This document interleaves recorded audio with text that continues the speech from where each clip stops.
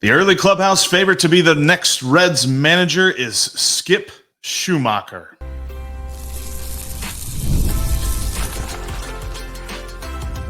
You are Locked On Reds, your daily Cincinnati Reds podcast, part of the Locked On Podcast Network, your team every day. Welcome into Locked On Reds. We are your daily source for all things Cincinnati Reds. I'm Stephen Offenbaker. He's Jeff Carr. We have a combined 12 years of experience covering the Cincinnati Reds in podcast form. We love baseball. We love these Cincinnati Reds, and we have taken our love of the game. We have taken our love for this team, and we have turned it into information for you. Locked On Reds is part of the Locked On Podcast Network, your team every day. And on today's podcast, it's time to start thinking about who the next Reds manager is going to be. And we're going to start with a candidate that's already managing another Major League Baseball team right now. Jonathan India has some thoughts on what it is that this team needs to move forward in 2025. We're going to break down what he had to say. And the Reds did actually play a baseball game last night, in case you didn't know. It was the beginning of the Freddy Benavidez era as interim manager of the Cincinnati Reds. We'll tell you how it went for him. It didn't go great.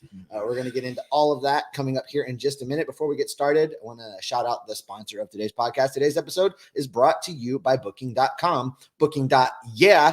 The right stay can make you a fan of any city, even your baseball rivals, even freaking Cleveland. Book today on Booking.com, the official accommodation partner of Major League Baseball. Get the Booking.com app today.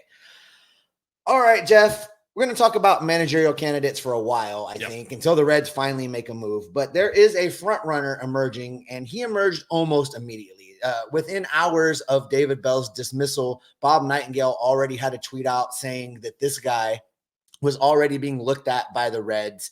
We're seeing some reaction from around baseball that he is a possibility. We're talking about Skip Schumaker, former Red, former player, former Cardinal. The Cardinal fans hate this, by the way. And if the Cardinal fans hate it, I love it.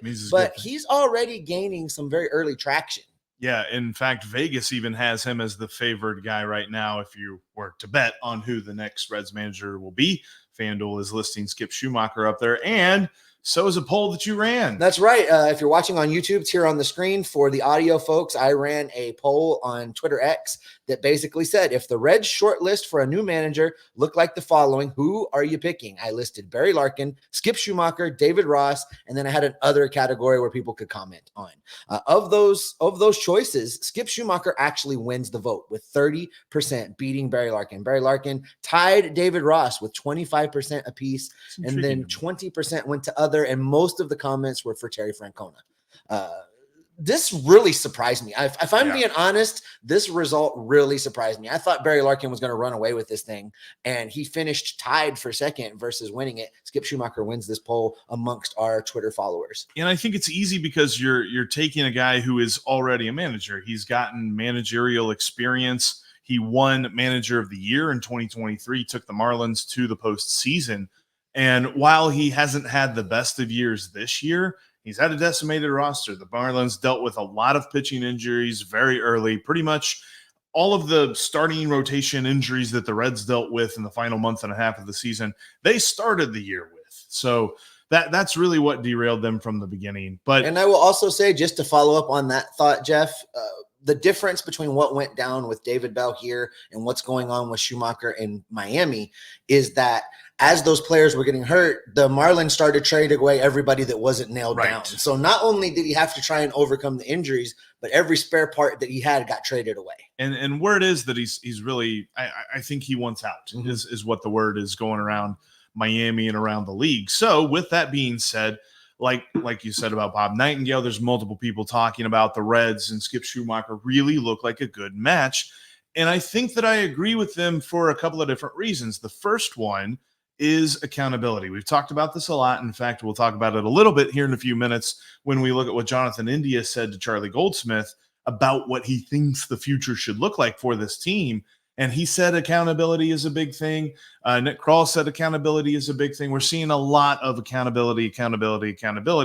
Well, Skip Schumaker's pretty good with that, as he shows in a clip from earlier this season when the Marlins dealt with a rough first inning pitching performance from one of the young guns. So if he wants to start at this level, he's going to have to be better in the first inning. It's just what it is. We had a heart-to-heart underneath, and so did Stott. It was better, obviously, the second through the fourth inning, but he's put us in a hole early. And this level, it's tough to come back from 4 runs every single time. And it's not giving his teammates a chance to win. And, obviously on the defensive side too, when you're on your feet for that long period of time, coming in and trying to provide offense is not easy. So, we have to figure out what it is in the training room, what it is in the weight room, if it's the bullpen, if we have to have an opener. Not sure, but that just can't happen at this level. David Bell would never. No, could you imagine if he came out and said that same thing when Luke Weaver was pitching for this team last year? Could you imagine? Well, Luke, he's close to me. He's going to turn a corner. He throws strikes. He's almost there. He's a good guy. He's working hard. That's what we heard. And I feel like this is a clip. This is indicative of Skip Schumaker's personality as a whole. Do we need somebody that comes in and in every post-game presser is calling people out? No. But what he said there, and he was actually talking about Marlins pitcher Sixto Sanchez, what he said there, everything was completely fair. He wasn't throwing the guy under the bus by saying a whole bunch of stuff, but he said the thing. He said the weird thing. We haven't had a manager say the weird thing since Brian Price was saying too many weird things. So there's a little bit of fresh air when I hear that clip, and I feel like that is a guy that can get the best out of a team that has a lot of talented players, albeit very inconsistent players. I think from a fan standpoint, from a media standpoint, from a player standpoint, when you look at what Skip Schumaker had to say right there, yeah, you're right. It wasn't overly critical. It was statement of facts. Yep. You can't pitch like that at this level and expect to keep your job. Statement of facts. We talked to him. He needs to work on things. We're not sure what it is yet. We're going to figure it out, but it has to get better. This is unacceptable. Right. That's all fair. Saying that to the media, that's fair. That's answering direct questions directly. I have no problem with that. And from a fan standpoint, the player now knows what the expectation is. And from the fan standpoint, the thing that bothered me the most about David Bell's press conferences, the things that bothered me the most whenever he would open his mouth and whenever he would answer questions is I felt like he thought we were all stupid. Yeah. I felt like he thought none of us understood the game. None of us understood baseball. And he could just say whatever he wanted. And we'd be like, oh yeah, they're close. Right. They're almost there.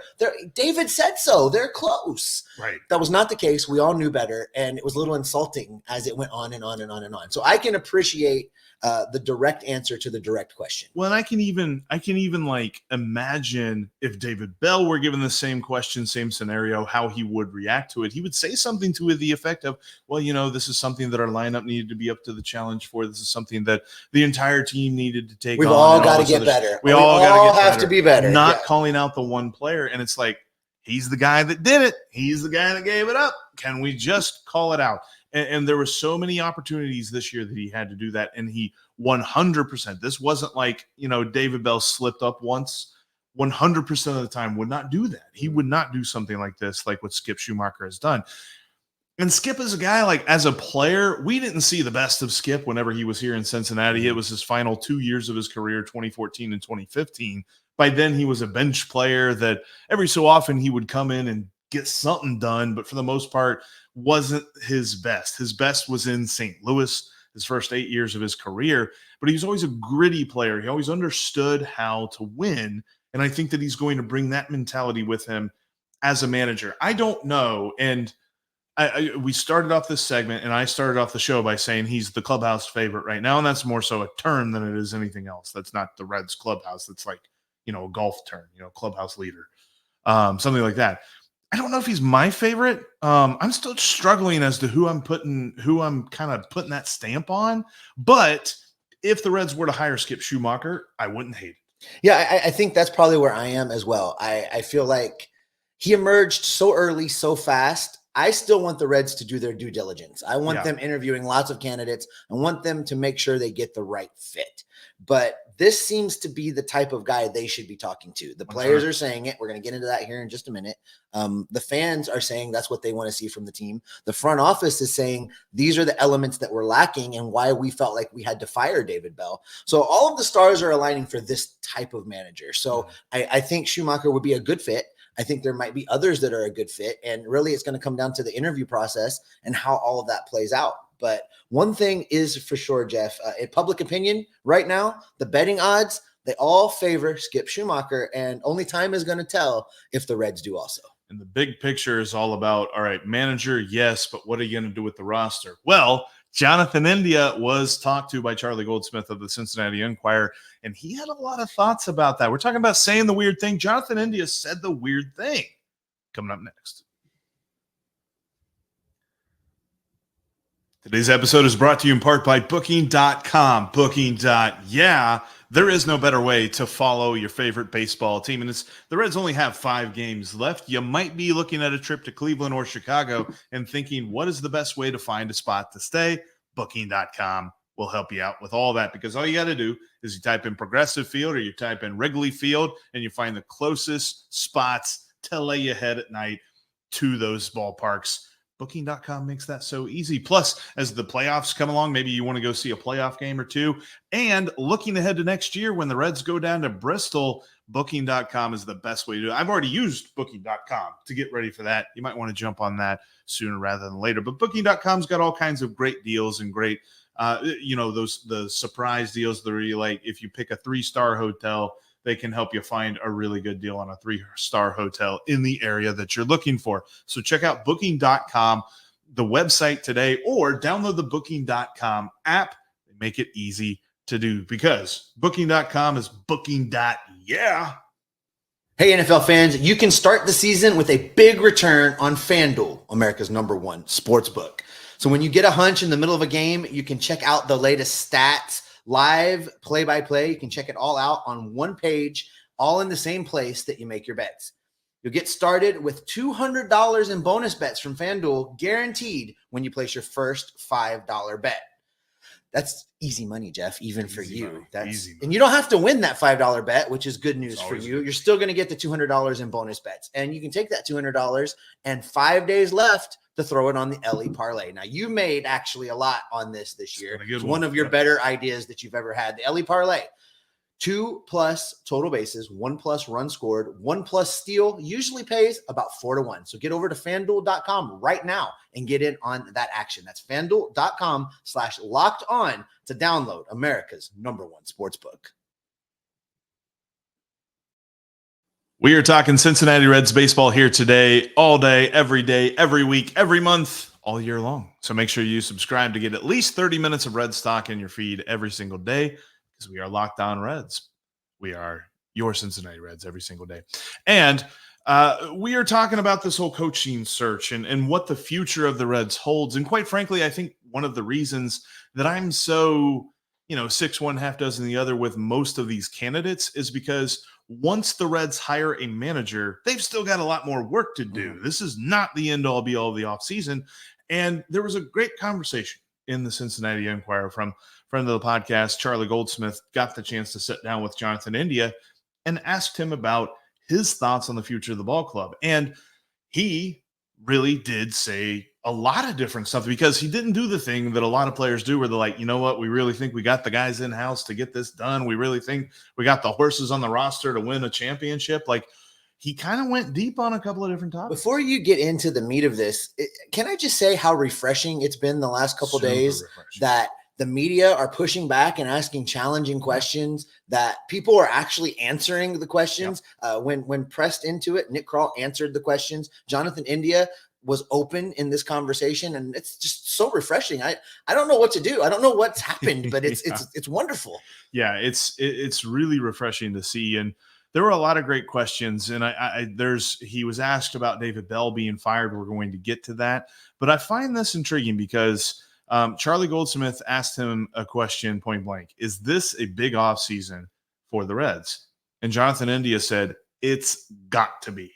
He's saying it. You're saying it. I'm saying it. You're saying it. Everybody's saying it. If you're in Reds country, you understand the implications of this offseason. Jonathan India goes on to say, who knows if I'll be here next year? Who knows if Tyler Stevenson will be here? We're running out of time. We were the young core. Then we added Ellie and so many guys. They need to make moves. I want to win.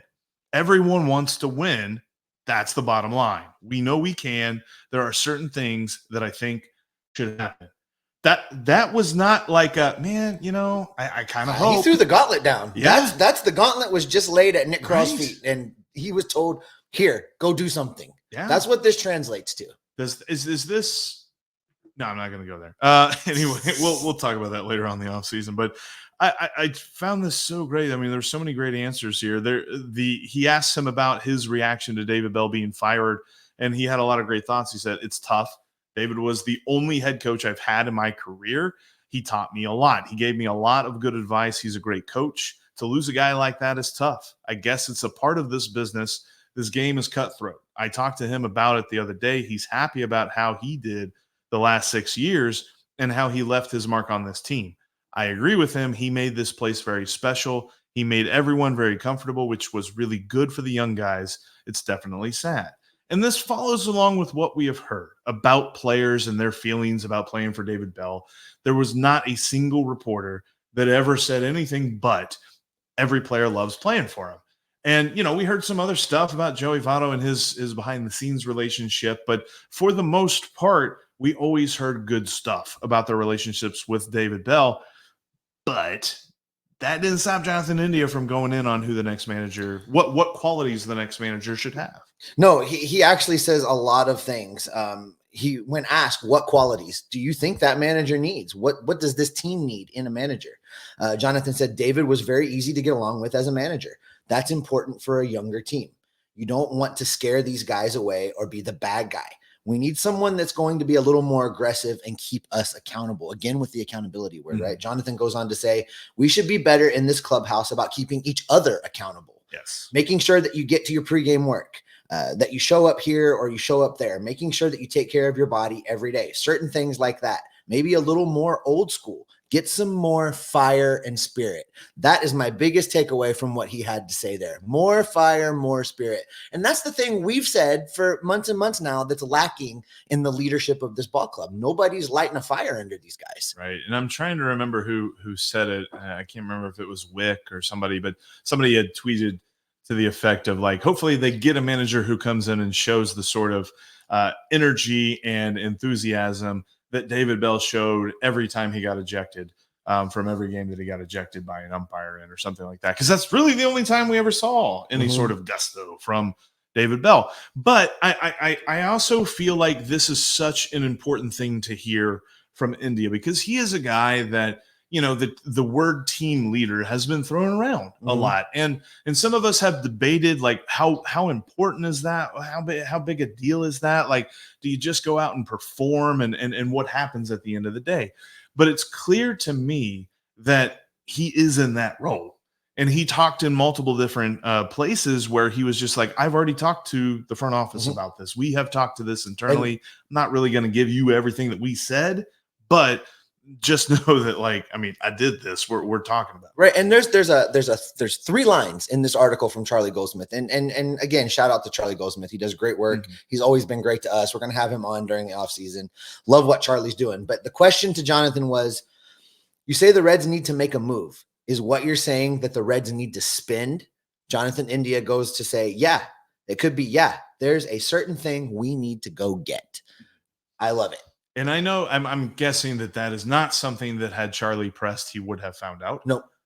Jonathan India is very good. And you can understand that too. Because if he said we need to go get an outfielder, he's throwing everybody that played outfield this year under the bus. And he's not going to do that. He's not going to do that. That's not helping him. That's not helping the guys in the clubhouse. And he understands that there is a prerogative. There is a little bit of an unwritten rule as to what you're talking about with who and where it's going to be read. But I think that this is so good because we hear a lot, and in the past we've heard a lot from guys like Jonathan India, where it's just like, somebody asking, at this trade deadline, what do you think about it? Well, we got the guys in house, we really, I think we like our team. We like our team. We like our team. He hadn't said that at all in this interview. There were so many different times, opportunities that he could have And instead, he went specific with it. I love that. And kind of going back on the whole managerial idea, who does he think should be next? Charlie asks him, does that work best? You know, he's talking about the accountability and the leadership and the spirit and the fire. Charlie asked, does that work best coming from a manager that has done it before and won before, or could that be a younger guy? And Jonathan India had this to say. He said, it could go either way. I don't know. Freddy Benavidez is a great guy. We love Freddy. He has that edge to him. He keeps you accountable. He lets you know when you mess up. I love Freddy. We'll see what happens. We need someone that's going to keep us accountable. And we'll see a little bit more. We got a taste of Freddy Benavidez talking to the media and things like that. And even just his quick post-game presser in the manager's office up in Cleveland seemed a little bit more refreshing. Oh, it was certainly more animated. It was more animated. It looked like he, had some sort of tone to his voice. I don't even think I would have needed to turn the volume up for that. Let's do this with Freddie. These quotes naturally lead into a conversation about Freddie as manager. Let's save that because we're going to spend several episodes talking about candidates. Yeah. I have a lot of thoughts about Freddie, and we'll work them in the upcoming shows. But I love this. And India has shared what he thinks the team needs with the front office. The biggest question now is, will Nick Krall act? It's not as if, and I know I saw some folks in the comments section on some earlier episodes is like, boy, it seems like they listen to the podcast and act accordingly. God help them if that's what they need. They need to be listening to Jonathan India, and we're hoping that Nick Krall is going to act on stuff. No, like Nick, this. Keep listening. Jeff doesn't know what he's saying. Nick, you keep listening, Nick.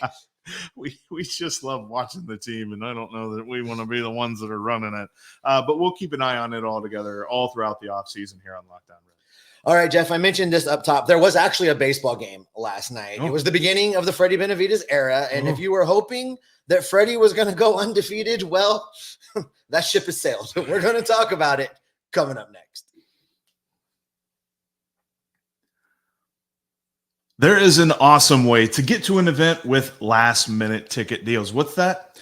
That's Game Time. It is Game Time, and we tell you about it all the time. Steve and I will go down to the banks. We'll hang out. We'll get maybe a beverage or two or something like that, and then close to first pitch or kickoff or tip-off or whatever's going on, we get on Game Time to find those last-minute deals because your favorite seats are cheaper over at Game Time. They've got the best last-minute deals, and as you get closer to the beginning of the game, the deals get even better. They've got zone deals, they've got flash deals, all kinds of different ways to save you money to get into the next event. They've got all-in pricing. You know exactly what you're going to pay and how much it's going to cost you to get into that event. And if you're going to a venue that you've never been to before, they also give you a view from your seat. So you know exactly what it is you're going to get when you get to the ballpark or the stadium or the concert or whatever it is you're going to. And on top of those savings, if it's your first time using it, download the app today, create a profile, and use the promo code LOCKEDONMLB to save an extra $20 off their already amazing savings. Again,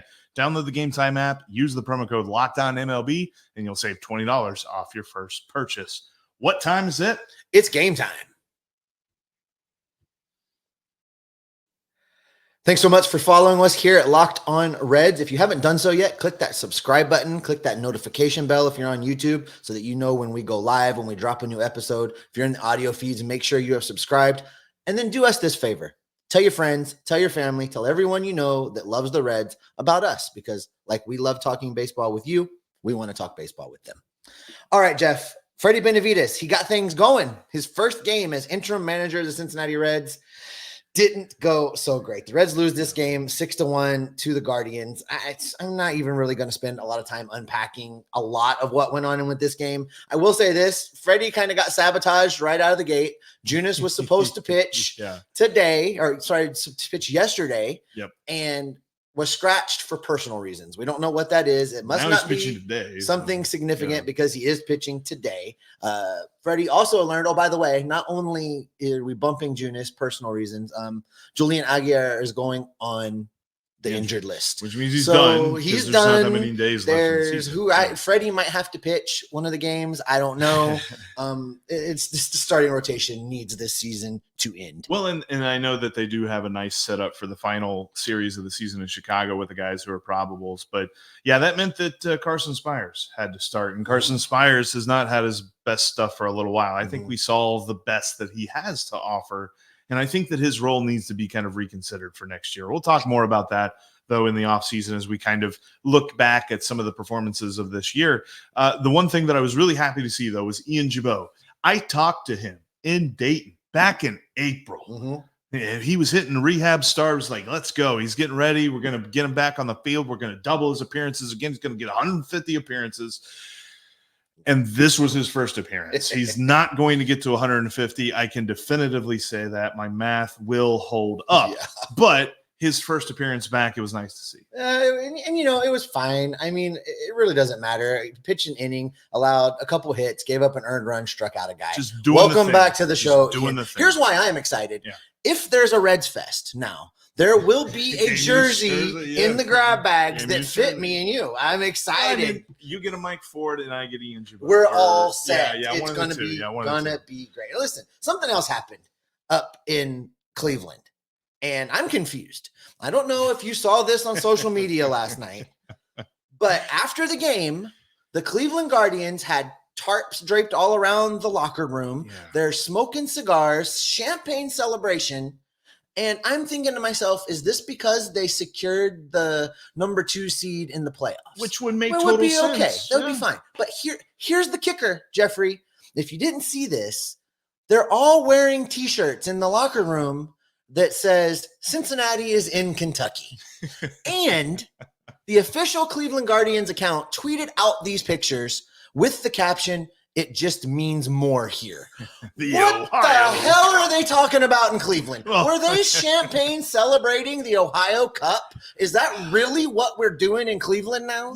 I was feeling really good about their playoff chance. I really was. I thought, they got the pitching, they got some nice hitting, they might be able to do something. Cup. Nobody cares. Yeah, what are we doing here? Like, who cares about this whole Cincinnati is in Kentucky? Give me a break. First of all, how can you care about a series that you can tie?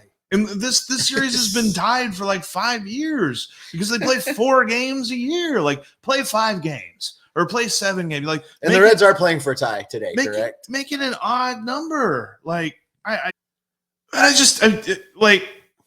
don't understand it. But here's a thought about this because, all right, so yes, they're obviously trying to like fake a rivalry. Is that what's happening? Yeah, like.